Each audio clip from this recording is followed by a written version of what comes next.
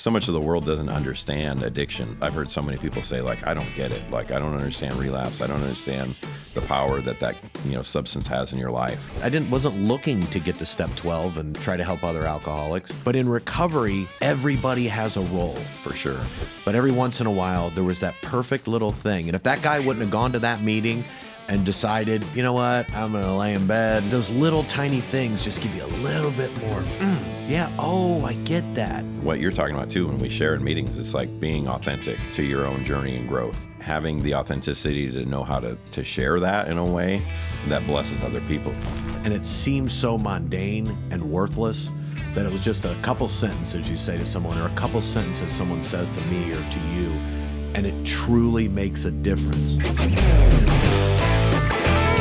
Welcome to Alive and Sober with Reno C, where real life, recovery, and faith collide. Hey guys, welcome to Alive and Sober with Reno C, where we are broken people trying to help other broken people. If this looks familiar, it's because I'm asking Jon to stay for another episode. We started talking about RIP, the organization. Tell me what RIP stands for again? Lincoln, Nebraska Reintegration Program. That's right. It is about a prison ministry that Jon does that I was lucky enough to be a part of for one session the other night. It was beautiful. Jon is a recovering alcoholic as well as a Christian man, and I wanted to talk to him about step 12 and service and God's part in it, because what I watched you do the other night was service, and God was definitely there, you know? Yeah. So step 12 is one that, initially I thought was my graduation day. After I do it, then I get a hat and I'm done, and That'd be nice, wouldn't it? But yeah, but it's turning into kind of what I want to do anyway. I get so much out of it. And step 12 is paraphrasing, but it's service. It's taking what you've learned and getting back out there. Absolutely. And I don't think you can do that without God. I know that when I was in the throes of being a booze hound, I did nice things for people with bad intentions. Does that make sense? For sure. Like, I would do nice stuff and I would try to be of service to people, but a lot of the time, not all the time, but a lot of the time, it was so people would look at me and say what a wonderful person I was. You know what I mean? As I get into my faith, the service part just kind of comes in. You don't even think about it anymore. And I don't know if that's from gutting yourself on the other steps, or whoever put those steps together, Bill, and magical, man. Like perfect order. They were onto something. They were onto I feel something. like. Yeah. So when you have these meetings and the people who are incarcerated, they're getting ready to reintegrate into society, and you're talking to them, do you get to step 12? Absolutely, yeah. So like our step meeting is like a kind of a weird hybrid meeting, but what we do is it's more like an overview. It's like 12 steps for people who haven't worked them before. So we just take a step each week. Yeah. And we workshop it, we talk about it.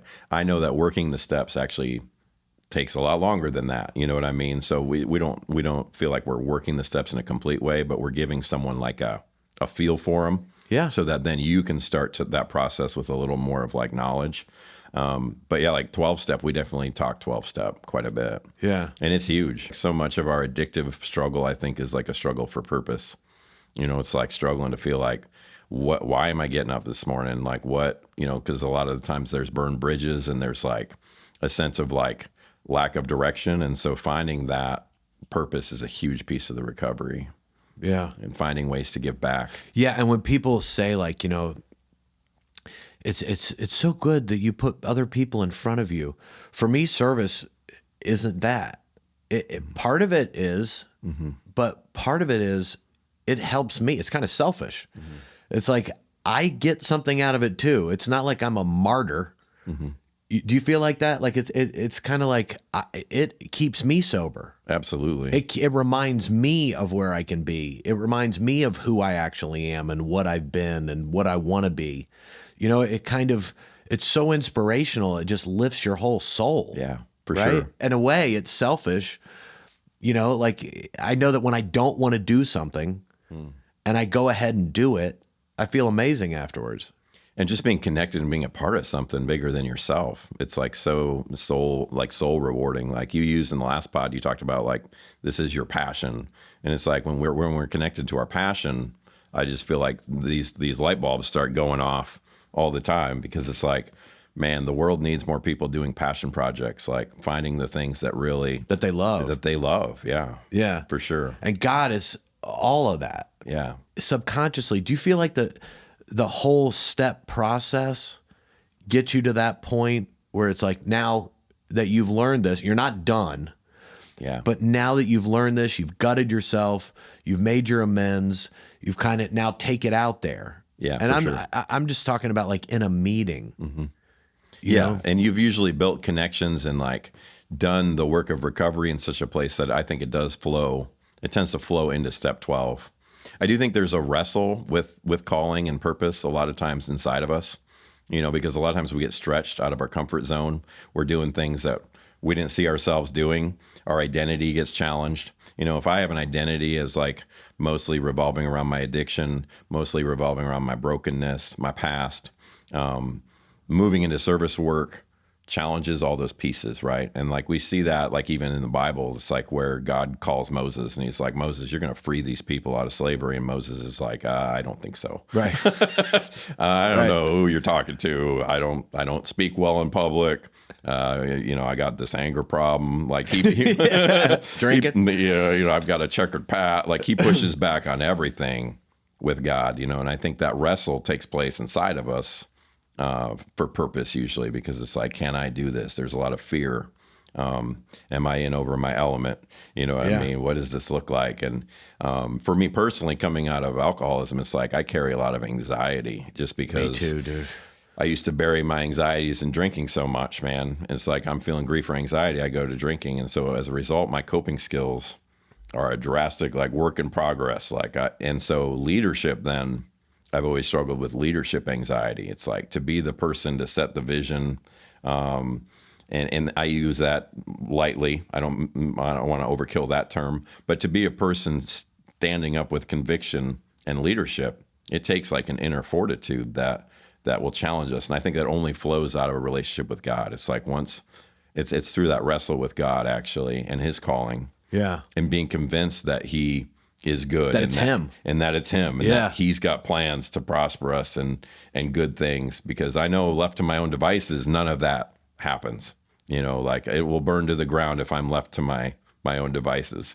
Right. So me too. It is like a total trust for God and what he can do. That he can, one of the things we say at RIP every time we meet is like, God can do things in our lives we never imagined were possible.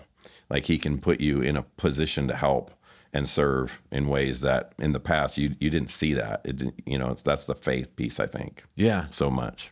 And I think service can be as much as, when you're in a good place with your sobriety, going to a meeting and speaking for 3 minutes. Absolutely. And a share. Mm-hmm. Like that is service. I got so much out of for sure people coming in and someone would say the same thing all the time. Like they had their go-to and they'd spit it out. And it wasn't always for me. It was for newcomers or it was for whatever. We talked about this a little on the last one. I got so much more out of the little things people did for me than grandiose things. For sure. When I look back at what was important to guiding me along the way, I truly feel like God put those people in those rooms, not just for me, but for all of us. But every once in a while, there was that perfect little thing. And if that guy wouldn't have gone to that meeting and decided, you know what, I'm going to lay in bed and I'm not going to, if they wouldn't have gone or that woman hadn't have shown up and said what she said. Absolutely. Where would I be? Those little tiny things just give you a little bit more, I get that. I get that. They're like me. So service doesn't have to be, as you're going after it, dude. I mean, you don't have to start a prison ministry and, put your heart and soul and everything into it. That is up here. But service itself, right, is little things. Those guys that show up to that and speak, that's a service. Absolutely. We are all like, we want to be seen, heard, and understood. And so like when you keep saying showing up, that's such a big piece. It's like that showing up for other people, and being present and being what you're talking about too. When we share in meetings, it's like being authentic to your own journey and growth, and having the authenticity to know how to share that in a way that blesses other people is huge. Like whenever someone is genuine, there's this feeling of like, when they're speaking from the heart, you just feel like you can just like, like we can all be ourselves in this room. Like it's like a no bullshit room. Like we can speak our minds freely. Absolutely. There's a tangible feeling a lot of times that we pick up, and it's hard to even know where it comes from. But I think when we show up in an authentic way, man, it like gives back to a lot of people, I think.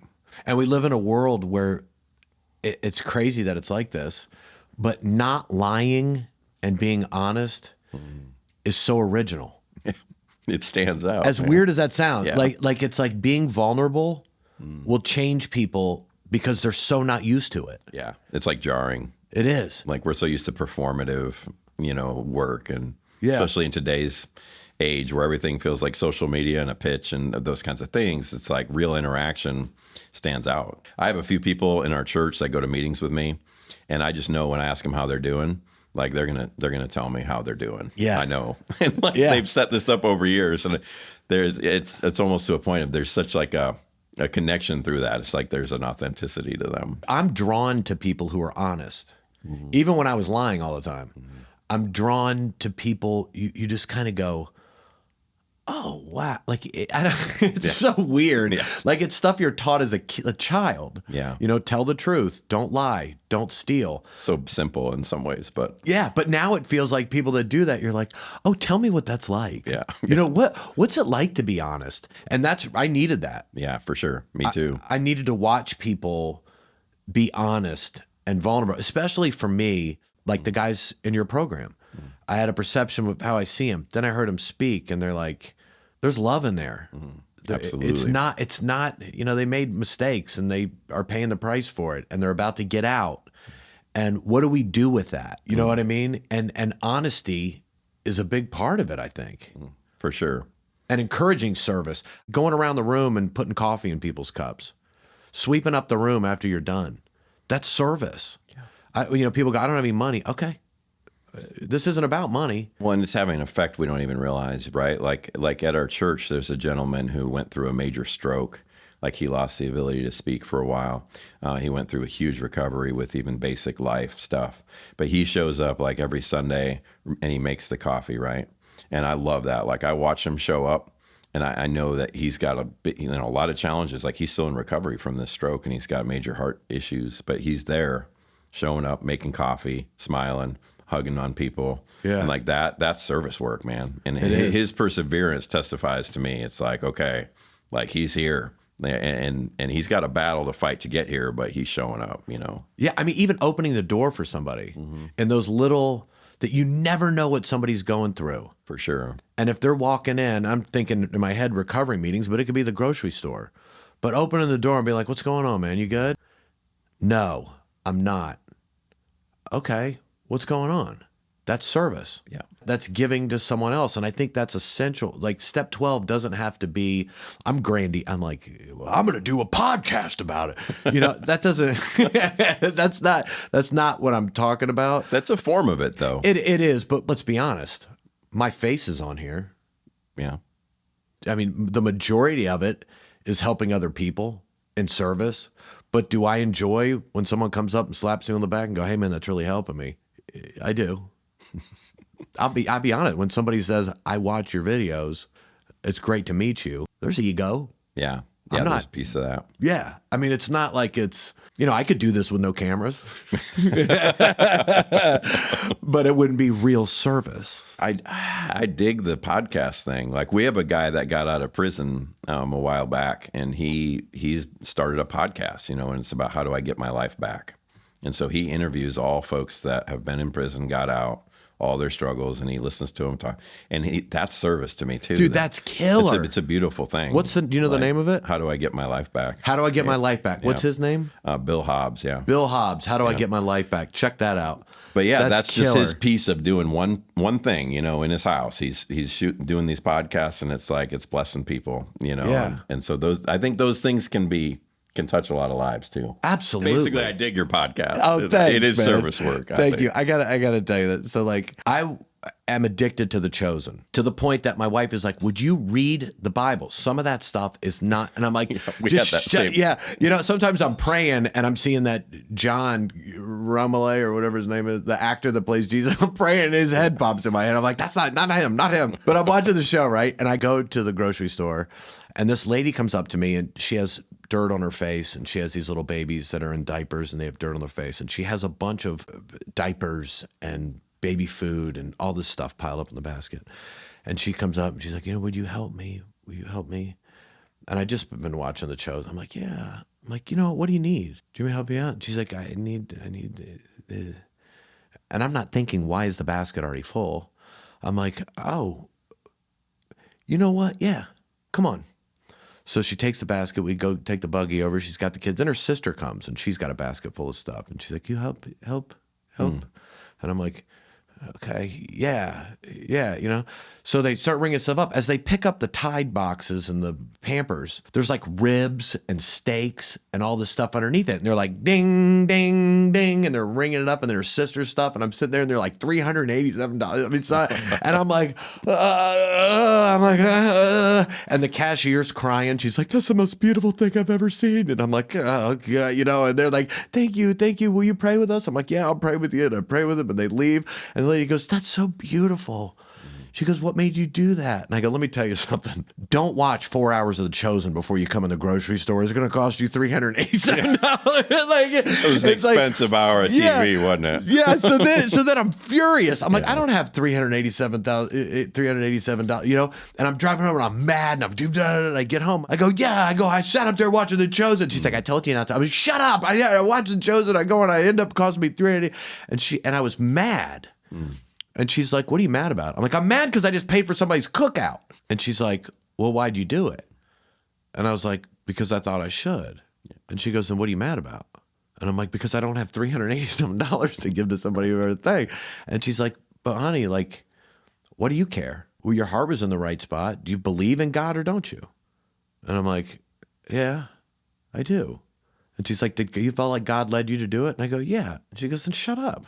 But that's my head. Like, I wanted to do something when I thought it might cost me $50. Yeah. But then when it comes down to really, and they may have really needed it. I don't know why they bought Tide, because there's an off brand that's cheaper, but all of that's how my brain works. Yeah. So was I really of service? Like at the end, did I ruin it? Also, this just hit me. I'm talking about this on a podcast. Did I just tell that because it makes me look good? I think I did. Now that it came out of my mouth and I'm sitting here, I think I did partially do it so people would go, what a great guy. It's so weird. This is happening right now, but like in my head, service is, I shouldn't tell anybody, right? Yeah. I mean, I think there's that's piece. Not real service. As you were speaking, like I pick up on that piece of like God's generosity does not fit our human systems and concepts at all. So like that generosity is a beautiful picture, I think. You know, and that's what I see with Jesus. Is like he's got these crowds of people with a certain logic of efficiency. Yeah. And then like his generosity, his use of his time, who he spends time with, what he does makes like no sense in a way. But yet there's a generosity and a beautiful to me, that's a beautiful story. True service would have been me not caring where it went and never telling anybody. But I have that ego that like I shouldn't have told my wife. Well, and it happens when no one's looking, right? Right. The true and that's who service. You really are. Yeah. What you do when no one's looking. Yeah. But then going and telling, and now I feel weird that I even brought it up, but service is complicated. Yeah. Like it doesn't have to be, but I complicate it. But we get back to it's as easy as opening a door, loving on somebody. Yeah. You know, you got a flat tire. I don't think there's a human being with a soul that doesn't pull over to help somebody change a tire, fix it, they get to take off, and you feel worse. There's no way. Yeah. You totally feel better. And there's got to be something instinctual that we're built that way.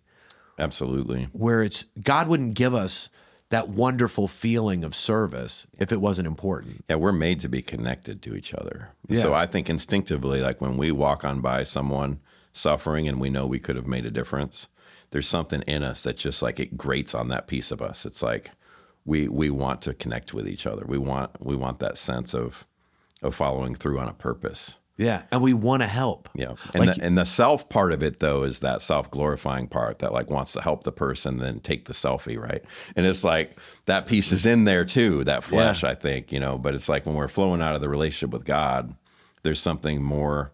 It doesn't matter who's looking. It really doesn't. It's like we know that it's flowing out of that connection we have with Him. Helping other alcoholics is what's ingrained in us. When we get done, it can be anybody, but specifically taking the time to help other people, you get back into that connection of we have a lot in common without ever hanging out while we were drinking. Mm-hmm. So the service part of it is helping anybody. But in my recovery program, and we're both 12-steppers, it really is getting back with the alcoholic and trying to, because it's circular, right? Like it helps us, it helps them. It's kind of puts everything in motion. It changes the rest of your day. That feeling you have of helping someone or guiding them or just loving on them, just hugging somebody. When someone's crying and you hug them. Absolutely. There's like man, this is right. Yeah. And when someone's crying and you walk away from them, you instinctually know that's wrong. Like I missed something there. I missed something there. Yeah.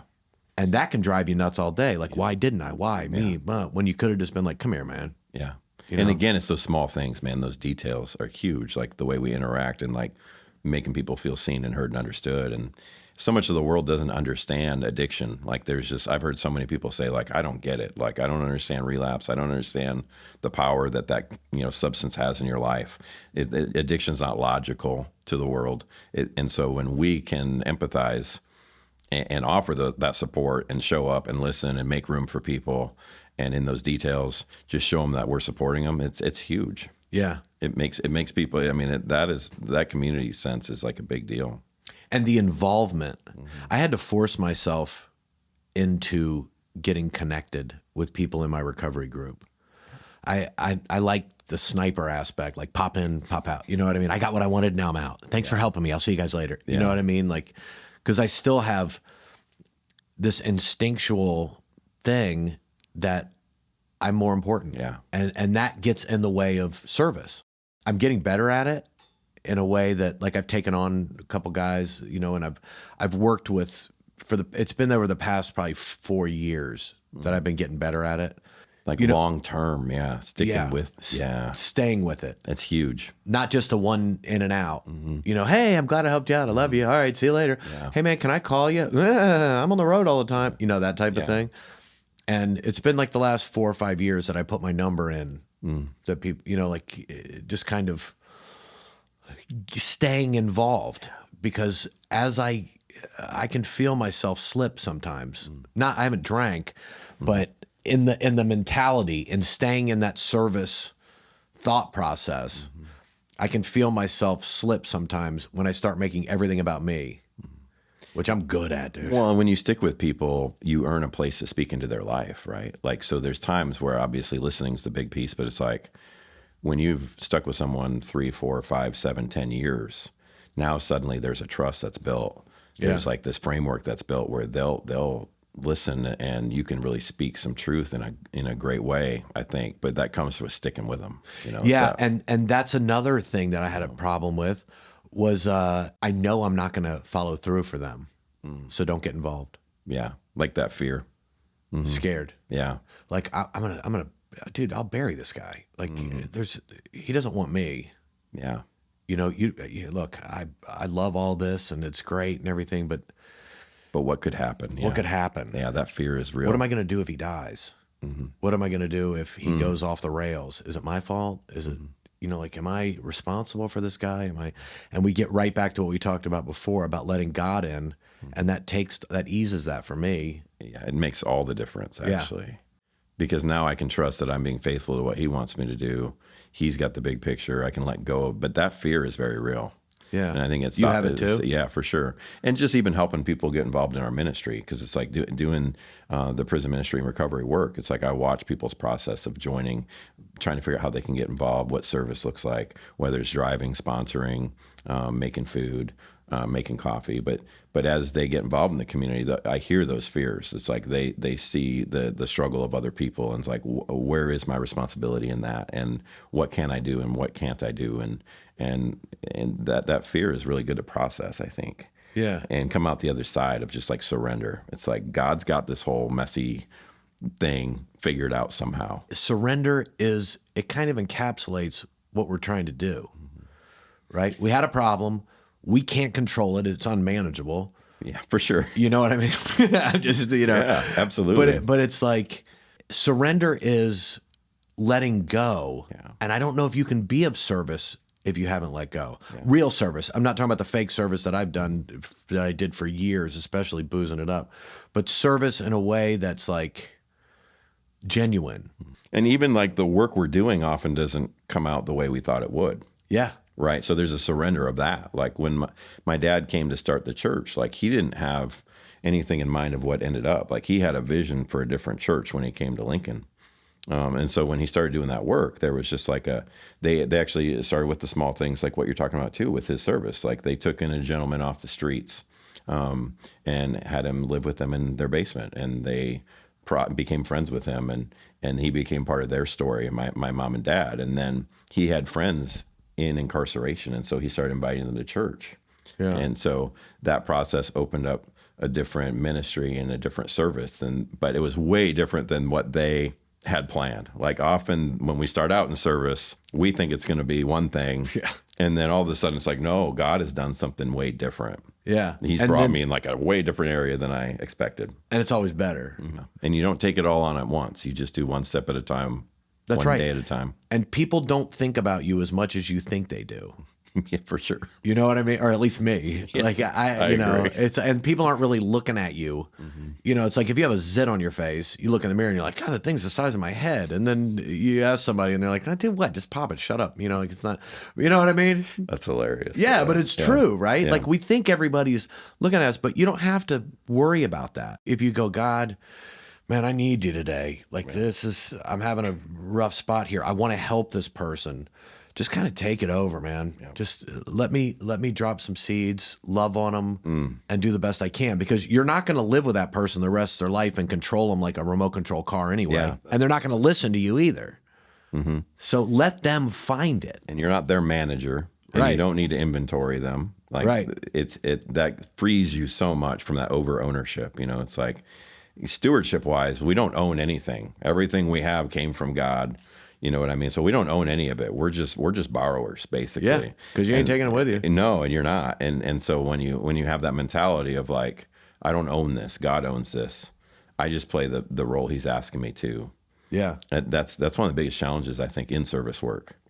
That helps us stay faithful because we're not so overwhelmed, I think, in what we're doing. And God has like what I love too is like God has ways of teaching us in service work that sometimes are even really funny. It's like there's just this kind of like thing that emerges as we do it over a long period of time where there's life lessons that help us to like, man, I am not in charge of this. Like, you know, like when you're talking about worrying about what people think of you and stuff, like the other day I was getting ready to lead a worship service, and Saturday, like my tooth falls out, my front tooth.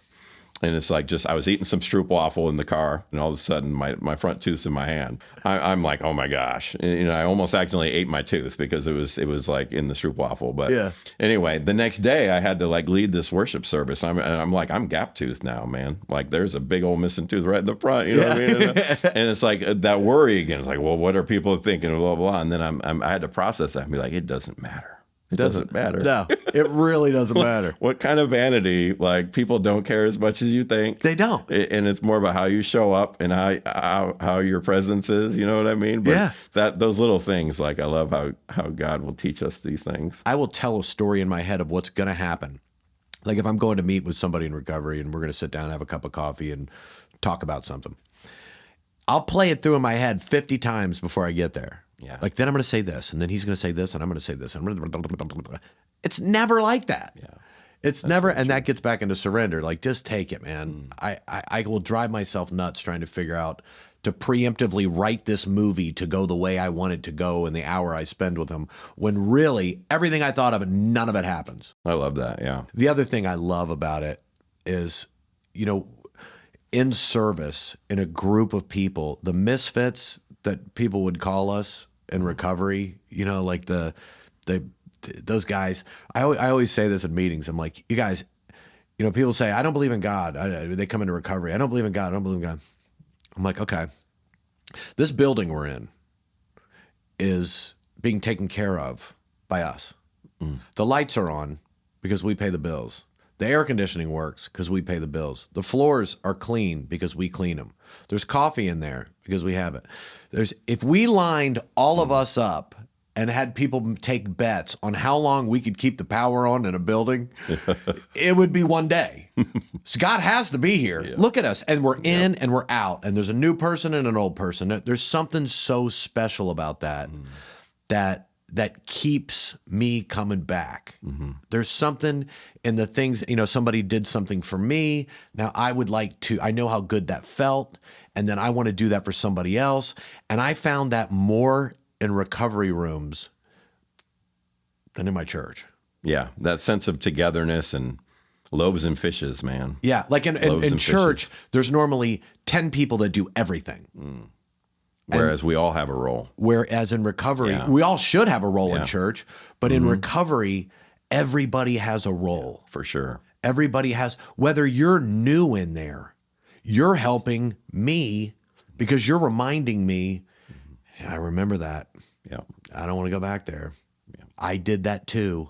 I don't want to go back there. And then at the same time, I'm thinking I can help them with that little piece because I can just tell them what helped me. I'm not going to fix them, but I can say, hey, I relate to that.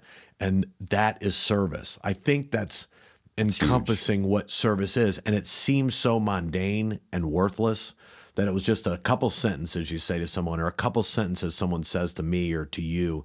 And it truly makes a difference. Yeah, I read in a book one time, I can't remember who the author was, but they were talking about how the church really ideally should be structured more like AA, actually.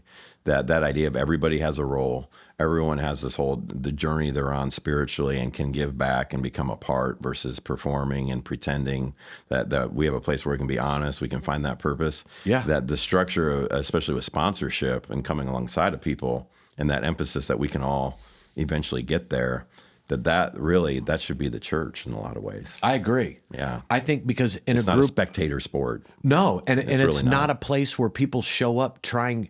You can try to be something you're not when you get in there, but it's going to get torn down. Yeah, for sure. In church, people still hold on to a persona. In my experience, if you are a big time lawyer, you dress like a big time lawyer, and you go in and you're a lawyer and you're this. If you're a lawyer and you go into a recovery meeting, you can do that for a day or two.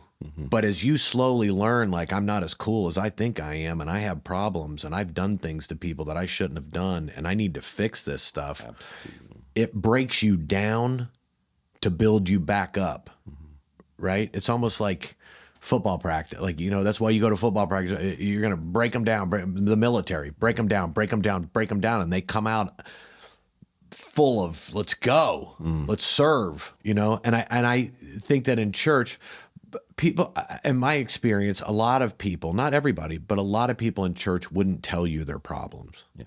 And wouldn't feel comfortable telling you, hey, I'm really struggling with my faith. For sure. I'm having a hard time with this. Just walk up to a random person in church. Hey, it's good to sit beside you. Let me tell you this. Yeah. I am having a real hard time believing that there's some entity up there that is going to change my life. Just that level of that level of honesty. Yeah. And there's somebody who goes to my church that I know from meetings who is full-blown honest in church. And I know where they got it from because you can tell that as soon as she started talking, I was like, Bill. Yep. You don't get there from just stoically showing up and taking your hat off and sitting down and singing some song. Like you come from where I come from, because that talk doesn't come out of what, in my experience, normal situations. Yeah, the classic story for us at our church is like we were leading a Saturday night service, and I got up there and I was like leading the prayer time, and I'm like, hey, we're going to pray for you guys. What do you have going on? Let's talk about how we can pray. And in the back, from the back of the building comes in this guy. He's about in his 30s. He's been struggling with heroin. And he's like, hey guys, I really need you to pray. And I'm like, okay, this will be interesting. He's like, I I just fornicated with a demon-possessed woman, I think. For real. And we're in this church service. I'm like, okay, we're going to pray for you. Come on down. And so we lay our hands on him and we're like, Lord, he just fornicated with a demon-possessed woman. We don't know what's going on with him spiritually, but we pray that you would deliver this brother from what's going on that led him into that situation. And it's this whole, and I'm like, whoa, like this is okay. You know what I mean? Like that's the difference. We're in a real space right now. That's the difference between church and a recovery meeting, because someone in recovery would have been like, tell us what happened. Yeah, exactly. Yeah, give us the 411 on that one, buddy. Tell the whole story, man. Tell on yourself. We can help you. I love it. Yeah, the other one is I was talking about, like, in a message one time, I was talking about struggling with sin and just being irritable with my family, and that whole thing we were talking about in the last pod about like not being a jackass and how it's been hard for me at times. And I was like, we all struggle with sin and we have to confess it. You know, it's like, so I had this whole end of the sermon, prayed it out. I walked to the back and this gal was like, I'm really struggling with sin. I just need to confess to you, Pastor. Like, I just blew $5,000 at the casino last night. Like, that's just what I got going on. And I was like, amen, sister. I'm praying for you. I feel your pain. But just that level of raw honesty. Yeah. It's quite something. And finding it, because I was so full of it before, especially boozing it up, and finding that freedom just releases. They call it's like letting the air out of a balloon. You know, like internally you're about to pop, and then it's like, psst, psst. Dude, I cannot tell you how much I appreciate you and our friendship we're building and getting to talk to you and you coming on here. I can't thank you enough, because it really inspired me the other night. Speaking, and actually more listening than me talking at it, inspired me and showed me a lot about how, you know, it's easy to say redemption is for everybody, but seeing somebody spread that to people and showing them through hands-on love is real. You know? I appreciate that. Yeah, it's easy for me to sit here and say anyone could be redeemed and it doesn't matter if you've been, but to actually live it and do it is a special type of dude, and you are that dude. And I freaking loved it, and I would come back anytime. I don't even have to speak. I'll just eat ham and potatoes and just chill out. Well, you're welcome anytime, man. Dude, I love you, and I really appreciate you coming on. You guys, I hope we gave a little insight into Step 12. We kind of got into some different avenues, but if you're out there, you're struggling, go to a meeting, go get help, reach out to somebody, and if nobody told you they love you today, I do. Thanks, y'all. You need your own podcast, man. We can just kind of look at each other and you kind of go, huh?